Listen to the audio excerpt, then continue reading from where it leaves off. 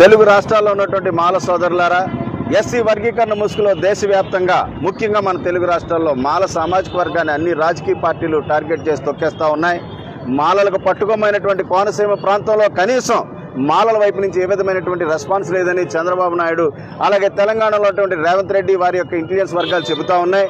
దీన్ని ప్రెస్టేజ్గా తీసుకుని వ్యక్తిగతంగా మన సామాజిక వర్గం యొక్క ఉనికి ఈ కోనసీమలో ఉంది, ఉద్యమం ఎక్కడి నుంచే స్టార్ట్ అవుతుందని చెప్పేసి అంచెలంచెలుగా దేశవ్యాప్త ఉద్యమాన్ని ప్రారంభించాలనేటటువంటి ఉద్దేశంతో ఈరోజు అమలాపురం గడియారం స్తంభం సెంటర్ నుంచి ఈ శాంతియుత క్యాండిల్ నిరసనని ఏర్పాటు చేయడం జరిగింది. మిత్రులారా, ఎక్కడైనా బయటికి రండి. తెలుగు రాష్ట్రాల్లో మాల సామాజిక వర్గం ఉందా లేదా? ఎస్సీ వర్గీకరణ జరుగుతున్నప్పటికీ కూడా ఒక్కడు కూడా మాట్లాడలేదని అనుకుంటున్నారు. రాజకీయ పార్టీలకి బానిసలైపోయినటువంటి దద్దమ్మలారా, చేతగాని సన్నాసులారా, మీకు దమ్ముంటే బయటికి రండి. ఎందుకంటే మాలలు చచ్చారా బతుకున్నారా కోనసీమ అని అనుకుంటా ఉన్నారు అన్ని వర్గాలు, కులాలు, రాజకీయ పార్టీలు. ఇకనైనా బయటకు వచ్చి నా కోసం కాదు, జాతి కోసం, మీకోసం, మీ పిల్లల కోసం పోరాటం చేయండి.